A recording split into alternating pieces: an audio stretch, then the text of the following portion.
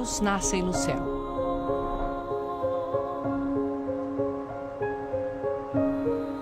O Yangtze toca o chão em flocos de neve no alto do Himalaia, a maior cadeia de montanhas do planeta.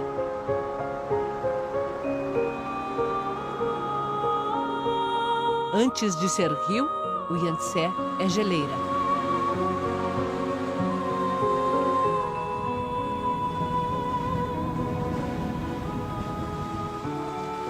Na primavera se derrete em milhares de pequenos córregos que descem as montanhas.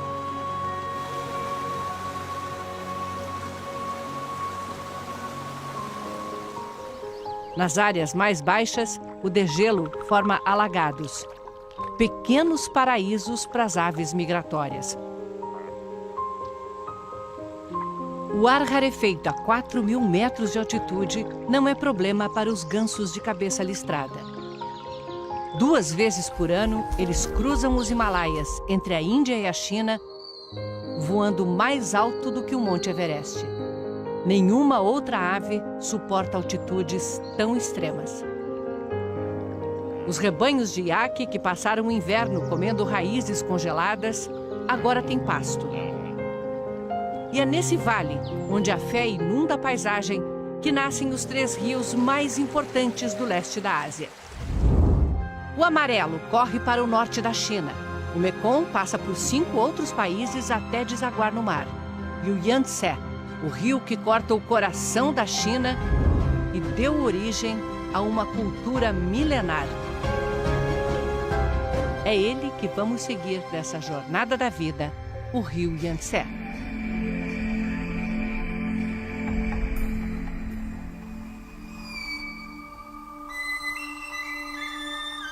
Estamos em Yushu, província de Qinghai, parte do antigo Tibete. No alto das montanhas, bandeirinhas de oração. Em cada uma está escrito um mantra. As palavras de Buda para serem levadas pelo vento. Nas paredes de pedra, os mantras são como guardiões desses vales de clima caprichoso, onde o tempo muda muito rápido.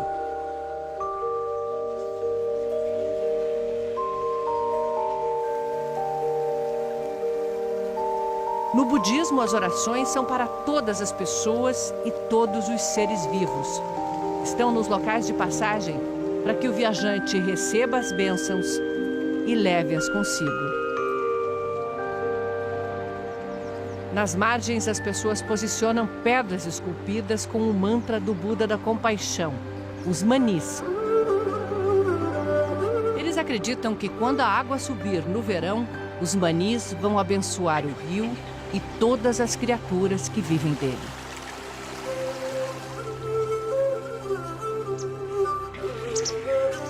Este é o primeiro lugar onde o Yangtze já tem corpo de rio e vai ganhando mais volume a cada riacho de águas limpas que alcança suas margens. É preciso muita proteção para a vida dura no Himalaia.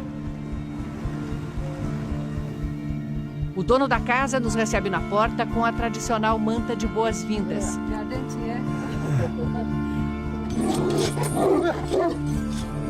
O casal nos convida para o almoço, na casa que tem um colorido aconchegante.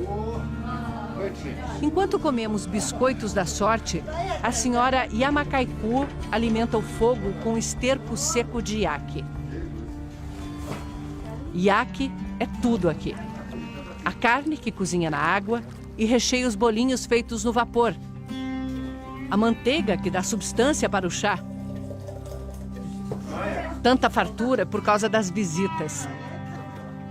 A carne cozida tem sabor forte. Mas as lascas finas da carne congelada têm um salgadinho natural. Quando eu vou para outros lugares, não me sinto tão bem quanto aqui. Eu gosto de morar perto do rio. Passei a minha vida toda aqui. Os iaques e a fé são a base da vida nessas montanhas. Os budistas acreditam em sucessivas reencarnações. Elas podem ser em qualquer forma. Outra pessoa ou mesmo um animal ou inseto. A divindade está no rio, nas montanhas, nos campos, por isso nós, humanos, temos que proteger a natureza. Tantos sinais de fé e não há sequer uma palavra para a religião na língua tibetana. Porque não é uma prática separada das tarefas do dia a dia. Está na maneira como se vive e como se encara a morte. No chão congelado, os corpos custam a se decompor e não há lenha para cremar. Templos como este são dedicados a um ritual funerário que choca e impressiona. Depois de velado em casa durante 3 dias, o corpo é trazido até aqui a esse templo. Ele é posto nessas pedras onde os monges fazem o ritual. Limpam o corpo e o esquartejam, separam em pedaços. Esses pedaços são deixados aqui, ao ar livre, para que os abutres possam se alimentar. Isso é chamado de enterro celestial. Essa corrente do budismo acredita que se todos nós viemos da natureza, o enterro celestial é uma forma de retornar a ela. Faz sentido para quem acredita que o corpo, depois que a alma se vai, é apenas uma casca, que pode ser usada como o último ato de generosidade. Este outro templo é também um monumento. Atrás dos muros estão 2 milhões de manis, as orações gravadas em pedra.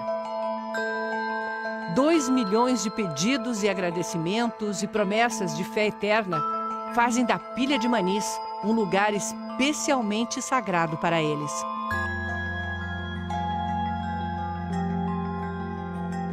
Os fiéis peregrinam ao redor do prédio, sempre em sentido horário.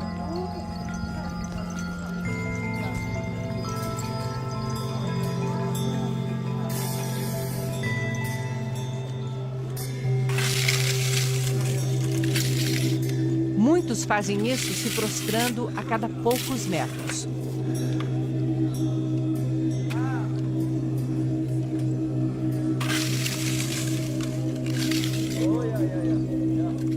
Multiplicam as preces, girando mantras que levam nas mãos.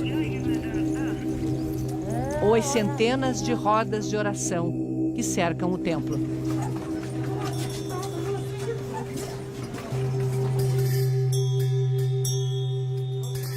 É que para eles a vida é como o universo, como o movimento de rotação da Terra, como o tempo que passa e não volta mais. Não volta, mas carrega com ele o passado. É também como o rio, corre sempre na mesma direção e avança do passado para o futuro. Seguimos o Yangtze pelas montanhas até a província de Yunnan. Cidade antiga de Lijiang. Há 1000 anos era a principal parada no acesso sul da Rota da Seda. Os sinais da riqueza do período ainda são evidentes. Nos telhados tradicionais das casas de pátio interno, nas ruas onde os carros nunca conseguiram entrar. Cedinho, as mulheres da etnia Naxi preparam comida na rua. Bolinhos de batata e de tofu, o queijo de soja. E um molho de pimenta muito forte para esquentar amanhã. Por toda a cidade, água limpa do rio corre em canais milenares. E alimenta os poços da cidade antiga. São sempre 3. Os formatos variam, mas a lógica não. O primeiro poço recebe água limpa que todos podem pegar para beber.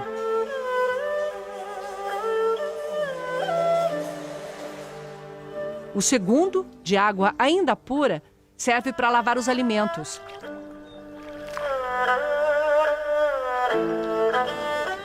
E só no terceiro pode-se lavar louça, roupa, utensílios.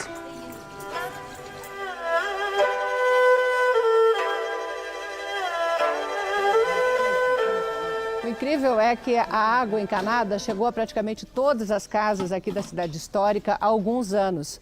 Só que essa é uma tradição de 8 séculos E as pessoas ainda confiam mais na água dos poços do que naquela que sai da torneira.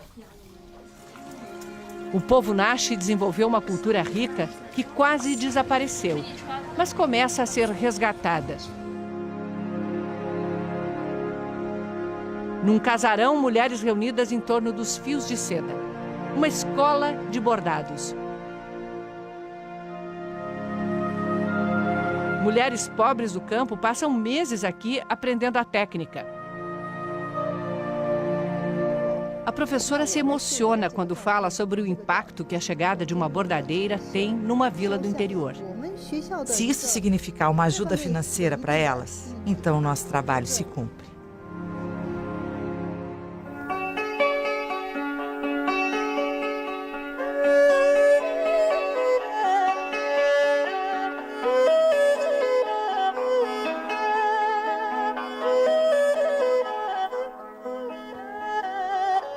Quanto mais fino o fio, mais delicado o bordado.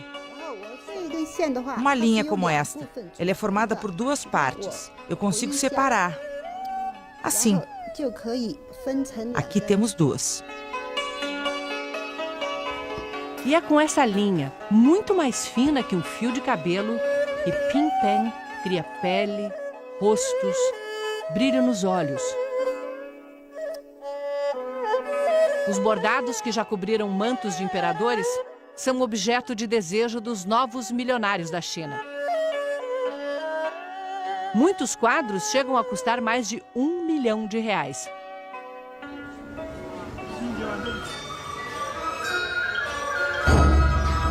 Num teatro pequeno, uma música ainda mais antiga do que a cidade.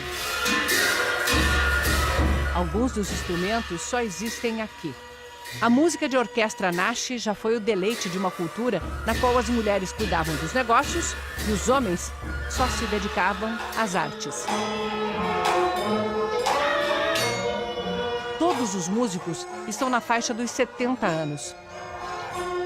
A música Naxi vai viver enquanto eles fizerem ecoar esses acordes nas margens do Yangtze.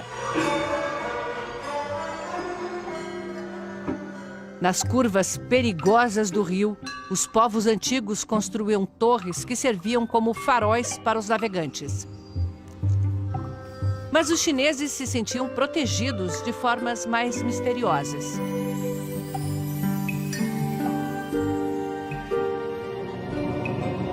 O Buda gigante de Leshan.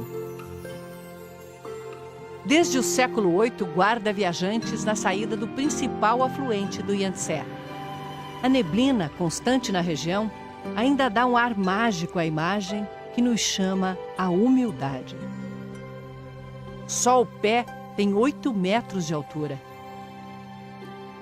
Esculpida em arenito rosa, chega aos 71 metros, quase o dobro do tamanho do Cristo Redentor. E resiste ao tempo por causa de um sofisticado sistema de drenagem, calhas por entre os cachinhos de cabelo, projeto do monge que idealizou a escultura. Até hoje, quem passa aqui presta homenagens a ele. Diz a lenda que o governante local ameaçou cegá-lo se ele não pagasse propina da obra. Em resposta, o monge furou os próprios olhos para provar sua virtude. Morreu pouco depois e a escultura levou 90 anos para ficar pronta. É um eterno símbolo anticorrupção. 1.200 anos depois, as águas revoltas que o Buda deveria domar estão calmas, mas graças a outras construções gigantescas.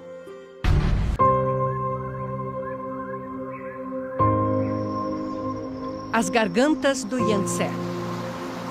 Uma escultura de 40 milhões de anos, feita pela água que corta as montanhas calcárias.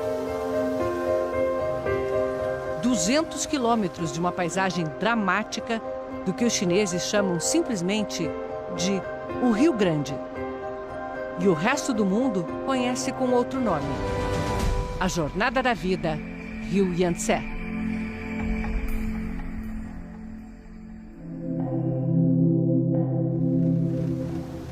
Nas Três Gargantas, espremido entre as montanhas, O Yangtze é o rio mais profundo do planeta. Suas famosas corredeiras viraram calmaria desde que foi represado.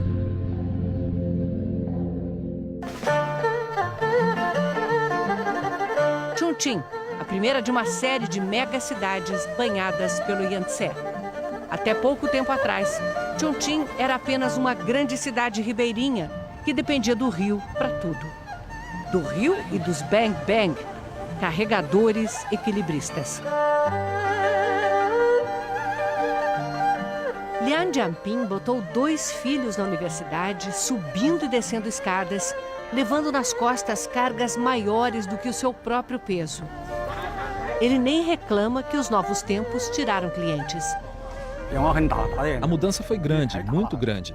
A abertura foi boa e tivemos um bom desenvolvimento.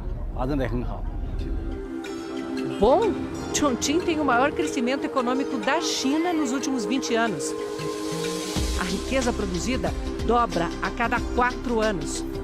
Praticamente toda a cidade foi posta abaixo e reerguida num sem fim de arranha-céus para acomodar 18 milhões de moradores. Chongqing tem pressa. Viadutos e pontes que se cruzam e se confundem. 300 quilômetros de metrô, 100 deles em monotrilho suspenso.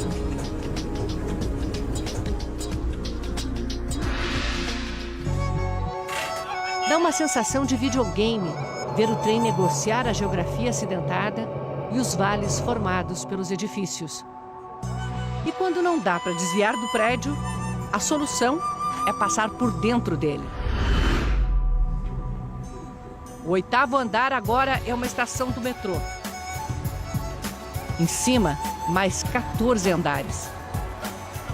Vamos lá, não é conveniente pegar o elevador e já estar na estação? E não faz barulho, tem pneus de borracha.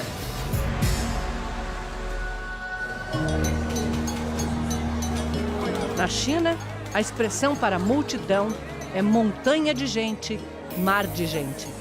Principalmente nos lugares de lazer em fins de semana. Na cidade histórica de Chongqing, o programa é comer pimenta. Dá forte. O preparo do macarrão já é um show.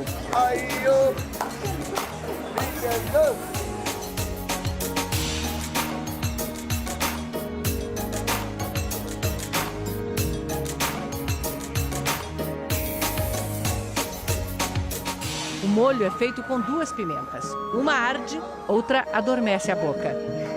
É a melhor refeição que se pode ter num boteco chinês. Durante a Segunda Guerra, Chongqing foi a sede da resistência à invasão japonesa. Aqui, a quase 2.000 quilômetros do litoral, operavam os famosos Tigres Voadores, um esquadrão de pilotos americanos que defendeu as rotas de abastecimento da China e ajudou a conter as forças japonesas. Conseguiram. Os japoneses invadiram Xangai na boca do Yangtze em 1937, mas nunca conquistaram este ponto do rio.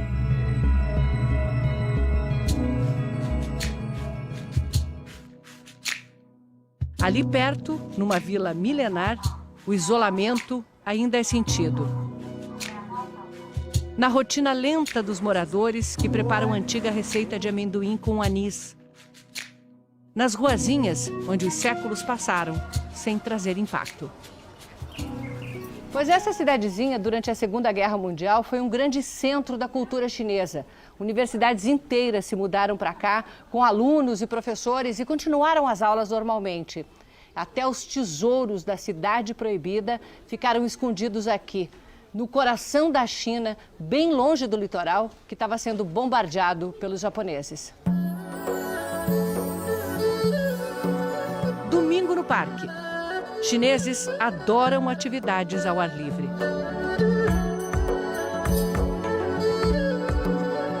Tá todo mundo aqui.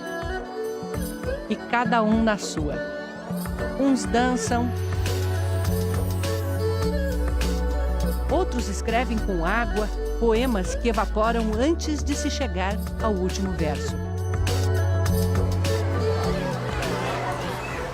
tanta gente que um alarme avisa quando o nível de decibéis passa do suportável.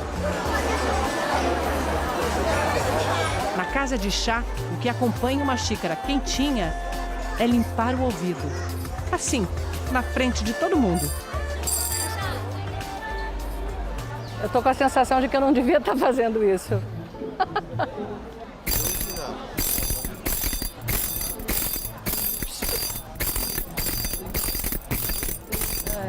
Cheguei a chorar de tanto rir. Um relaxamento para me recompor e seguir viagem rio abaixo. O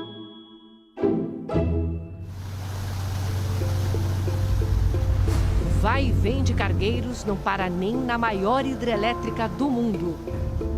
Três Gargantas, uma obra de números impressionantes. 1,5 milhão de pessoas reassentadas, 600 quilômetros de rio represados, 180 metros de altura. E o que acontece quando um navio desse tamanho, pesando 3.000 toneladas, 87 metros de comprimento, 15 de largura, levando 1.000 passageiros, chega a esse paredão de concreto? Pega o elevador.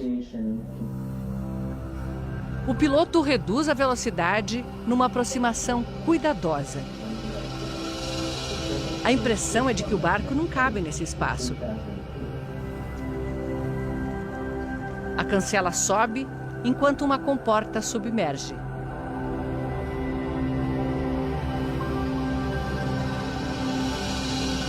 O barco avança 115 metros para dentro da estrutura.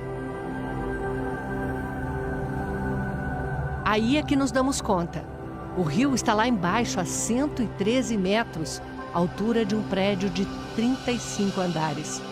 O navio, e nós dentro dele, estamos numa espécie de bacia de água, que vai começar a descer. Desenhado por engenheiros alemães, o elevador usa contrapesos regulados com água para subir e descer. A descida é extremamente suave. Nos fundos, já vemos a comporta que segura a água lá em cima. Na frente, só a paisagem.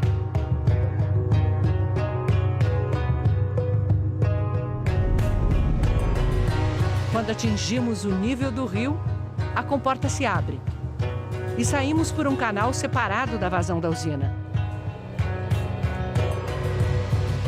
Visto daqui de baixo, o elevador volta a parecer só um buraco na parede. Na neblina, mal se vê a entrada das eclusas, por onde sobem e descem os navios de carga. São como degraus. O nível da água é controlado para subir ou descer os barcos para o próximo degrau, até cruzar a barragem. A gente quase esquece que Três Gargantas também gera energia. Apesar de maior, produz um pouco menos do que Itaipu, porque a principal função dela é outra: conter as terríveis cheias do Yangtze, que só no século XX mataram 300 mil pessoas. Nos últimos 2.000 anos, houve mais de 200 enchentes. É preciso controlar essas cheias para proteger a população no Vale do Yangtze.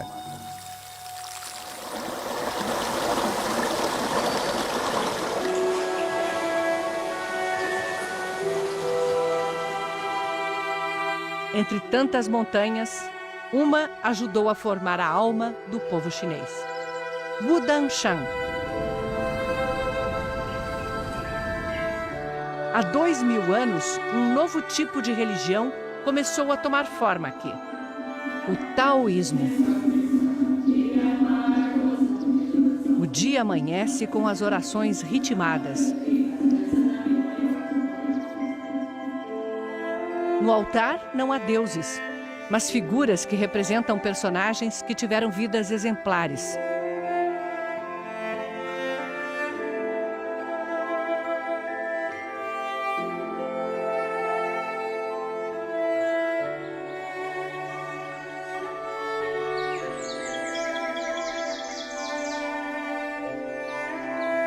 São dezenas de templos na Montanha Sagrada. Imensos conjuntos de construções escondidos pelas árvores. Encrustados nas pedras, colados nos abismos. O taoísmo começou como uma filosofia, uma série de conceitos de ética e de moral. Só que acabou incorporando as religiões pré-históricas da China. E aí se transformou também numa religião. Só que uma religião bem diferente das que a gente conhece. O Tao é o caminho, um jeito de viver. Não há monges ou sacerdotes, apenas seguidores que se dedicam a estudar e ensinar. A montanha em si é um grande símbolo do ciclo da vida que eles definem em 5 elementos: a terra, o fogo, o metal, madeira e água.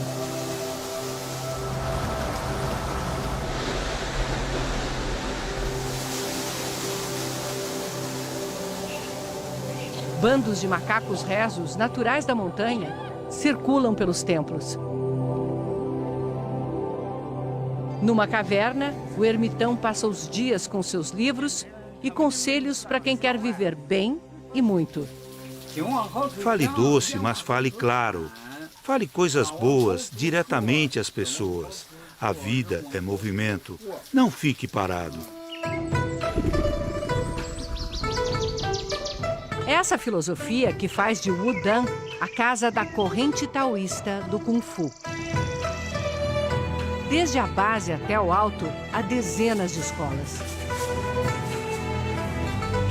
Internatos onde os discípulos treinam 10 horas por dia. E os mestres, todos os dias, redefinem a perfeição. O Kung Fu de Wudang tem um estilo próprio. Inspirado nos movimentos de animais, até as armas são maleáveis.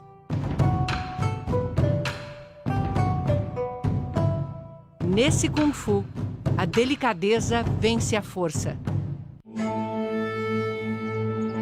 E faz nascer outra arte marcial, o Tai Chi Chuan. Os chineses chamam de poesia em movimento, que um monge taoísta desenvolveu aqui buscando saúde e longevidade. É a luta das sombras. Os movimentos representam o Yin e o Yang, um conceito taoísta de que há dualidade em tudo. O quente e o frio, o cheio e o vazio, o lento e o rápido. O oposto te define.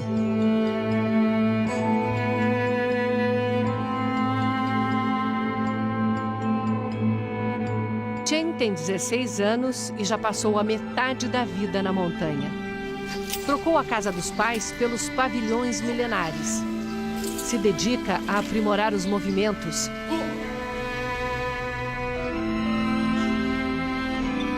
Mas sabe que a resposta pode estar no imenso desafio da quietude.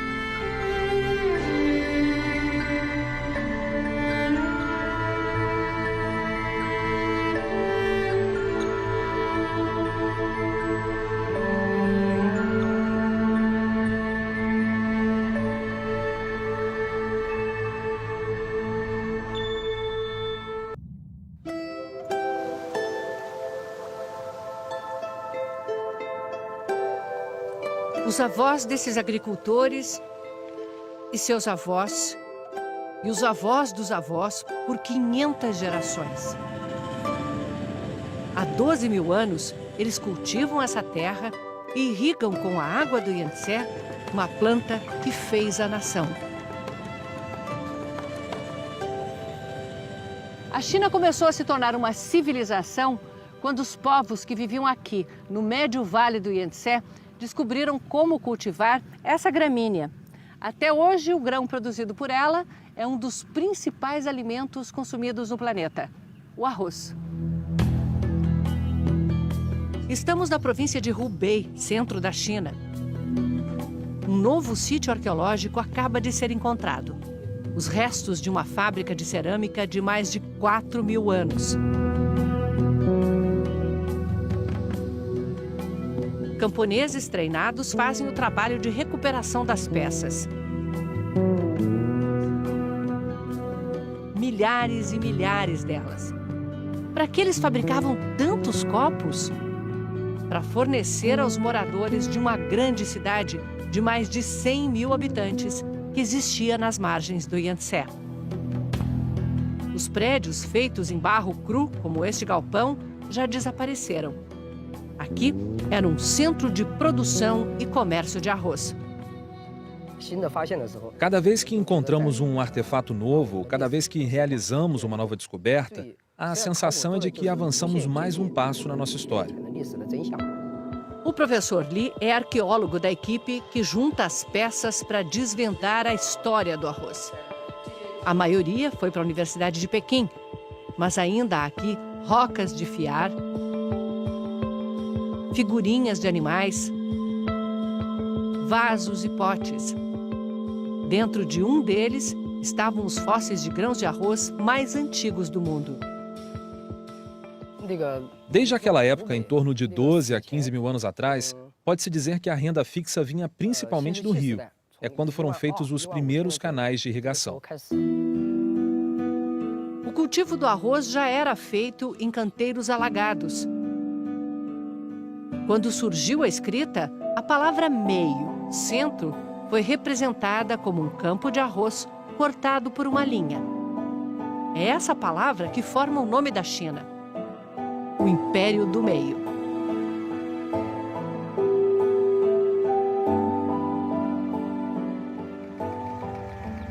A Jornada da Vida, Rio Yangtze.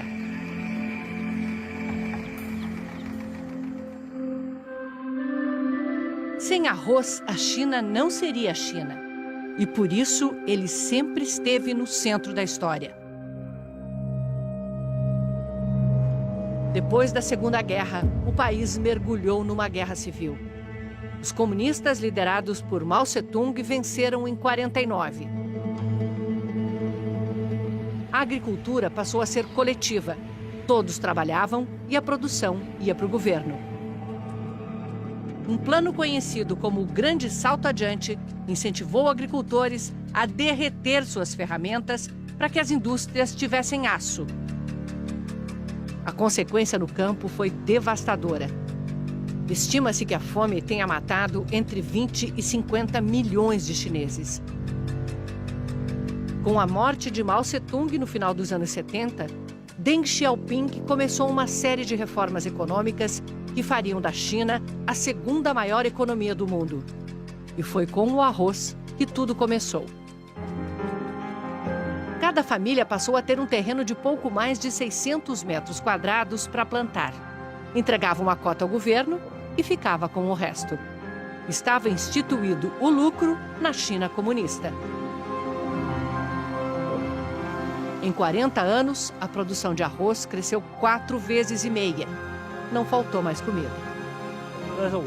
Não é possível comer arroz em todas as refeições, mas temos que comer pelo menos uma vez por dia. As famílias Xiao e Tan assumiram os lotes dos vizinhos que migraram para as cidades. Mesmo assim, a terra ainda é pouca, mas a produtividade é grande. As máquinas desenhadas para eles. Na micropropriedade, microtrator.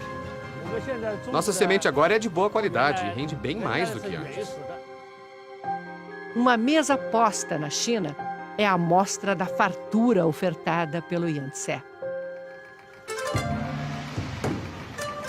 Chegamos ao Baixo Vale. Aqui o rio alimenta uma infinidade de lagos e canais.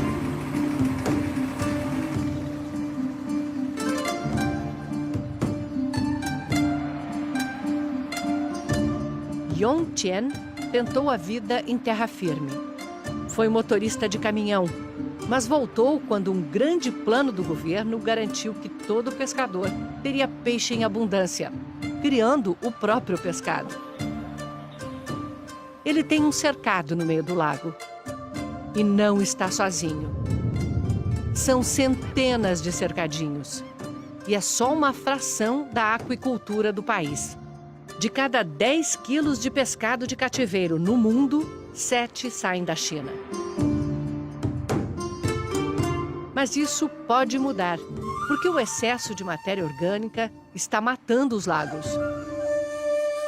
Já é a terceira vez que o governo manda diminuir a produção. E está funcionando. A água está mais limpa. Água limpa não é uma questão de amor à natureza aqui. Sem ela, morre outra indústria bilionária: o cultivo de pérolas de água doce. Começa com o implante de pedacinhos de tecido de outros moluscos. É o sistema imunológico da ostra que cria a pérola como barreira contra o tecido invasor. Depois, é só devolvê-las à água e esperar.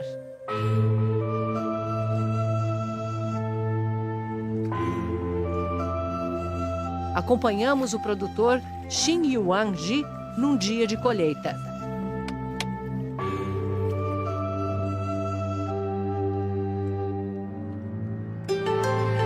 As ostras saem cobertas de algas e lodo e carregadas de preciosidades.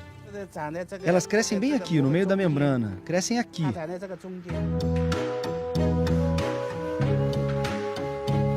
Olha o tanto de pérolas que está saindo daqui. E tem mais do outro lado. Essa é redonda, é boa, muito bonita. Essa tá bonitona, grandona. Catando as pérolas, ele já vai avaliando. Essa pode ser usada para fazer pingente, é muito rara.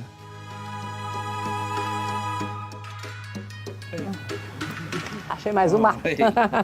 E o senhor Di conta, orgulhoso. 28 pérolas dentro de uma ostra só. Uma ostra cultivada durante 5 anos, 5 a 6 anos, tem praticamente um colar inteiro. Agora pense nisso em grande escala. Pérolas contadas não por colares, mas por toneladas, separadas por tamanho, brilho, cor. Transformadas em joias, vendidas em shoppings especializados. Exportadas rendem $1 bilhão por ano ao país. Com muito investimento em pesquisa, a qualidade fica cada vez melhor. São pérolas para as massas, um luxo que a classe média pode pagar.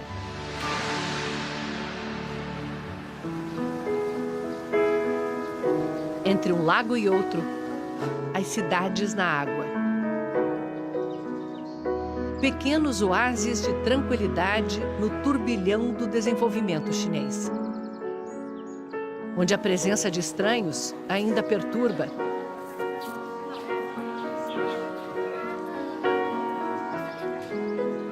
São muitas pequenas vilas espalhadas pelo delta do Yangtze. Lugares para se percorrer com calma.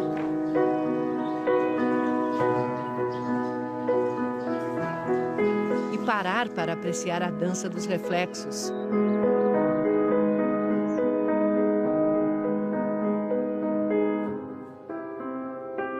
Pontes e casas que carregam 12 séculos de história. E jardins que, no tempo do Império, eram exclusivos dos ricos, hoje desfrutados por todos. Nesse cenário, nasceu a Ópera de Suzhou. Comecei a estudar ópera com 13, foram 6 anos de estudo.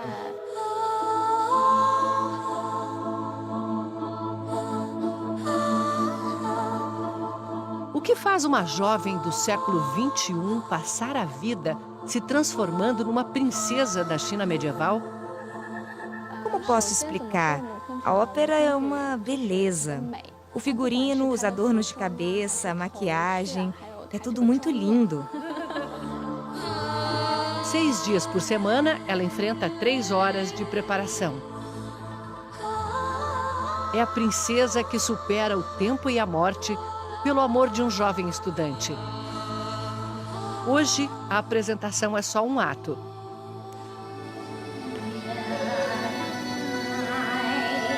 Ela passeia pelo jardim com sua ama, relembrando o amado.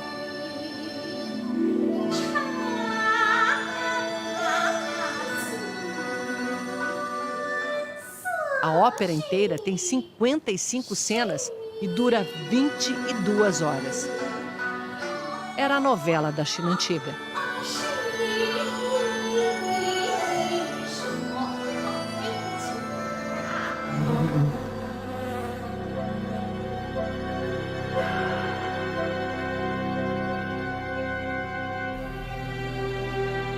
Numa ilha, um lago de flores para chegar ao ponto em que o Yangtze encontra o Grande Canal da China.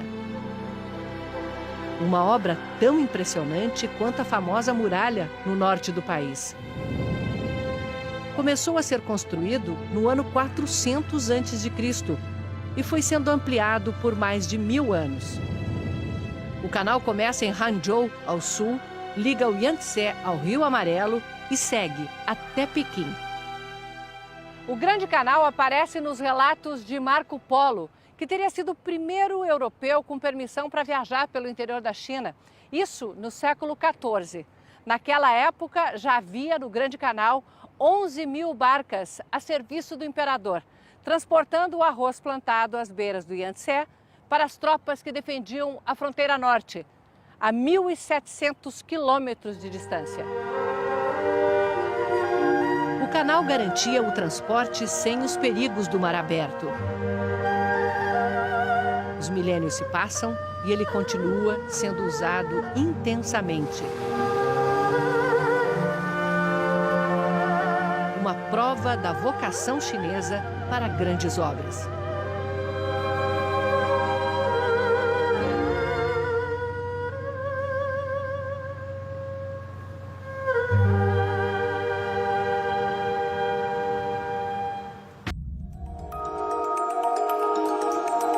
Xangai, a cidade mais rica da China. O cartão de visitas do que o país quer ser no século XXI. Há poucos anos passou Tóquio e é a sede da maior região urbana do mundo, com 80 milhões de pessoas. A jornada da vida Rio Yangtze.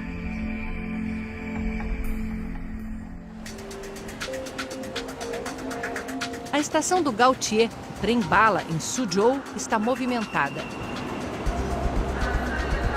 Na hora do rush, sai um trem para Xangai a cada minuto. É para lá que vamos.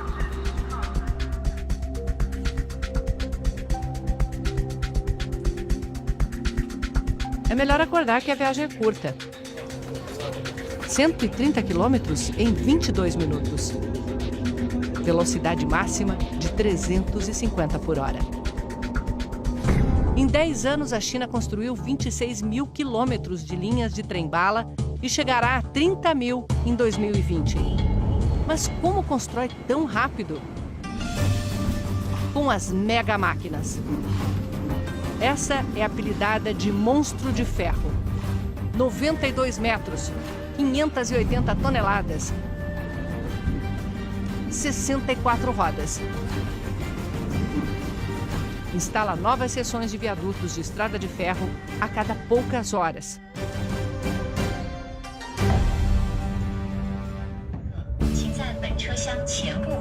No trajeto, uma cidade colada à outra, formando a megalópole. Neste trecho há tanto movimento que são 2 linhas paralelas de trem-bala.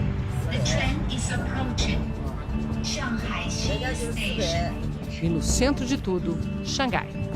O nome quer dizer a beira-mar, a cidade na foz do Yangtze. A cidade foi um grande mercado financeiro nos anos 30, quando era sede das ocupações estrangeiras. Era a Paris da Ásia. Símbolo de opulência e decadência. A ocupação japonesa, em 37, destruiu boa parte de Xangai. Mas a cidade ainda guarda o glamour da arquitetura europeia no Bund, às margens do rio Huangpu, um braço do Yangtze.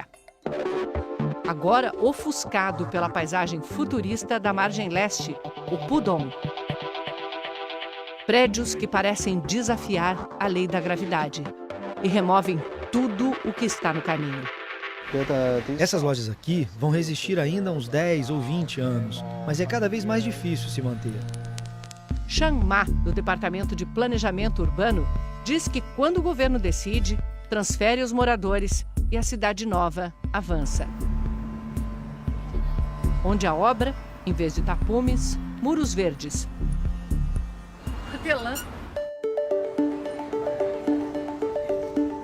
O comércio é vibrante. Há 15 anos, os chineses não conheciam cheque nem cartão de crédito. Agora pagam tudo pelo celular, que funciona como cartão de débito. Seja no quiosque da esquina ou nas grandes lojas de departamentos. O comércio online na China é o maior do mundo em mercadorias movimentadas, mas quer pegar também aquele cliente que gosta de ver e provar. Não tem nada mais chinês do que isso, é super tradicional. É o conceito chinês de comida fresca. A gente encontra esses tanques com peixes e frutos do mar vivos em praticamente todo lugar, seja nos restaurantes, nos mercados, nos supermercados. Só que isso é a única coisa convencional que a gente encontra nesse supermercado do futuro. Nos tanques, espécies nativas do Yangtze, agora criadas em cativeiro. O esturjão e as tartarugas de casco mole, quase extintos na natureza.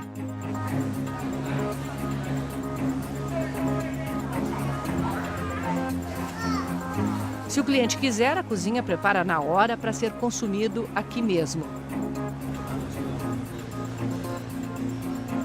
As informações da mercadoria podem ser escaneadas pelo celular. Me disseram que esse café aqui é do Brasil, então é só escanear o código de barras. Pachi, que é Brasil, está confirmado. Vou levar esse aqui. Você escolhe, põe na cesta e viaja pela loja. E as compras seguem direto para a entrega em sua casa, em menos de 1 hora. Nesta loja piloto, uma experiência de compra completamente diferente. Na entrada, você apresenta o celular e passa pela câmera de reconhecimento facial. Não tem nenhum funcionário. Somos observados por muitas câmeras, mas elas não estão preocupadas com furto. Tem software de inteligência artificial que estuda o comportamento do cliente. Um sorriso dá um desconto, um truque para aumentar o estoque de imagens e aprimorar o reconhecimento. Agora vem a parte mais fácil da compra. É só sair da loja. Porque quando a gente passa por esses sensores aqui, eles identificam os produtos que a gente está carregando. Aí a gente olha para a câmera, ela vê quem fez a compra e o valor total já é descontado direto da sua conta bancária. Reconhecimento facial está em toda parte na China. São 200 milhões de câmeras em todo o país. Impossível embarcar num trem ou avião sem ser observado, ou andar na rua. Nos lugares sensíveis, elas se multiplicam. Checam também as placas de carro, comportamento dos veículos, confrontando o conceito de que, ao enriquecer, a China ficaria mais democrática e aberta. A verdade é que o desenvolvimento econômico e as novas tecnologias estão ajudando o Partido Comunista a se perpetuar no poder. A China hoje está se tornando um grande estado de vigilância. Um Big Brother com 1 bilhão e 400 milhões de participantes. E um governo que vê tudo e sabe tudo é um governo que controla tudo. Sem leis de proteção à privacidade, o governo dá às empresas acesso ao banco de dados com informações de toda a população. Big Data é o segredo da liderança chinesa nessa área. E ficou evidente há poucos meses quando um homem procurado pela polícia foi reconhecido num show em meio a 60 mil pessoas. A imagem dele foi checada em um banco de dados em menos de 0,0001 segundo. Por isso, ele foi encontrado tão facilmente. James Wong coordena uma equipe de 6 mil engenheiros que pesquisam inovações na maior empresa de câmeras de vigilância da China. Eles fazem uma demonstração do produto. Todo mundo que está ficando verdinho é porque foi reconhecido pelo sistema, porque eles estão no banco de dados, mas eu não estou, então eu continuo com esse quadrado vermelho no rosto. Mesmo assim, a câmera está identificando algumas coisas a meu respeito. Vamos ver o que é. Sabe que sou mulher e, depois de alguns minutos, acerta também a minha idade e altura. A A China abraça inovações tecnológicas e soluções baratas. Hoje a cidade tem 1,5 milhão de bicicletas de aplicativo. Elas fazem parte do sistema de transporte urbano, ligando distâncias de 1 ou 2 quilômetros até o metrô.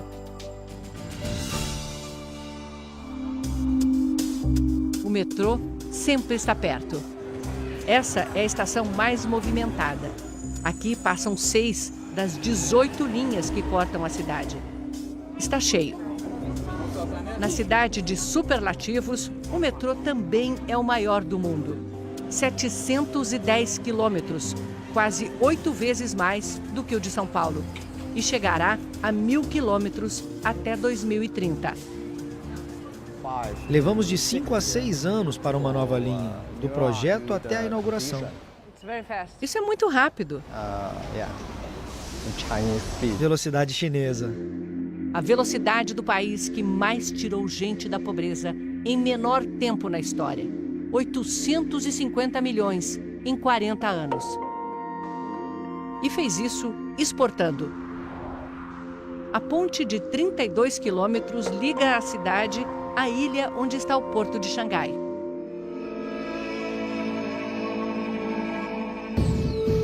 Não se surpreenda, também é o maior do mundo.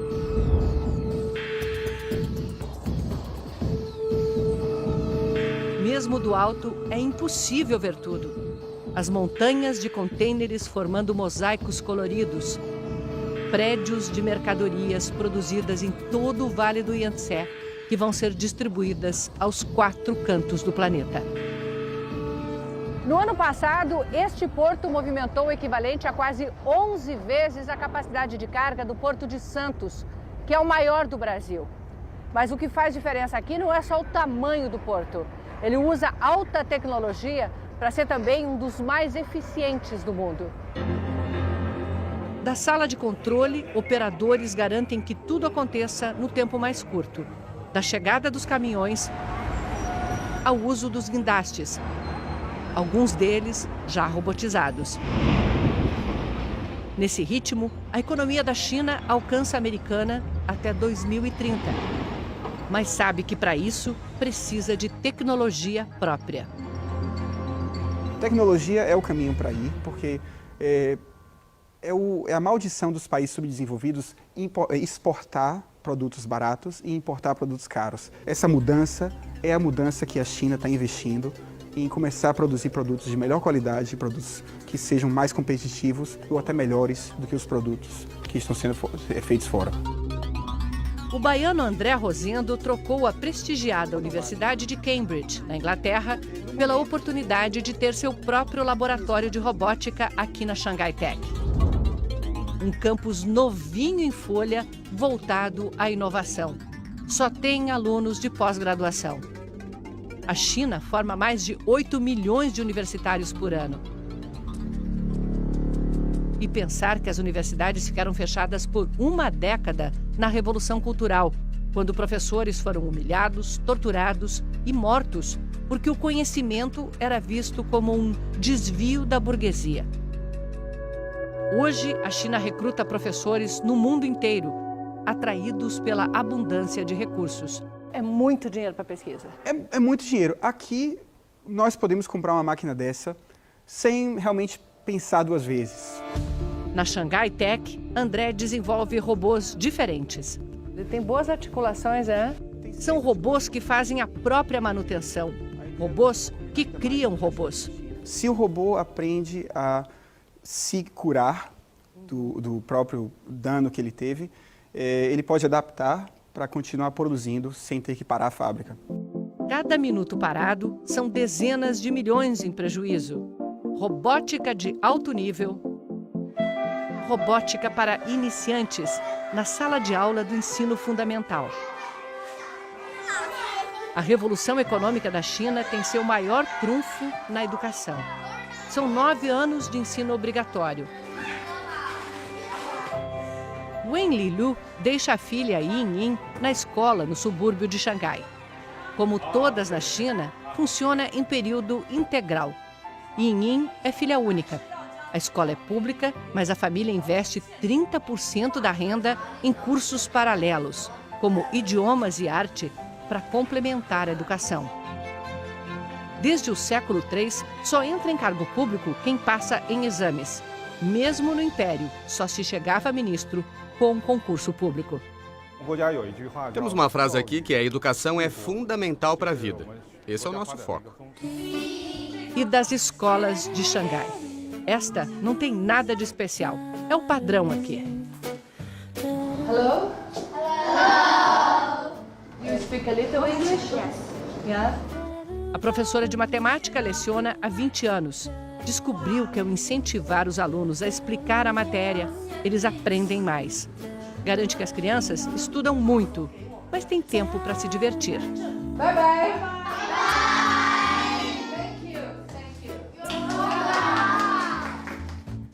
A diretora explica que a escola tem autonomia, mas precisa apresentar resultados. Temos uma avaliação mensal e semestral dos professores. O professor recebe pelo desempenho dele em sala de aula e pelo desempenho dos alunos. Aqui um estudante vai mais longe em menos tempo. Se Xangai fosse um país, teria a melhor educação do mundo. No fim do ensino fundamental, o desempenho em matemática, ciências e literatura de um xangainês é como se ele tivesse 4 anos e meio a mais de estudo do que um brasileiro da mesma idade. E é essa geração que vai carregar a China do século XXI.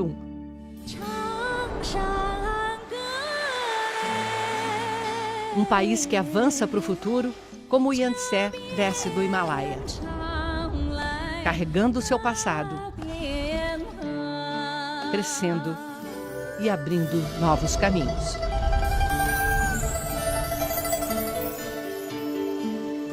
A Jornada da Vida, Rio Yangtze.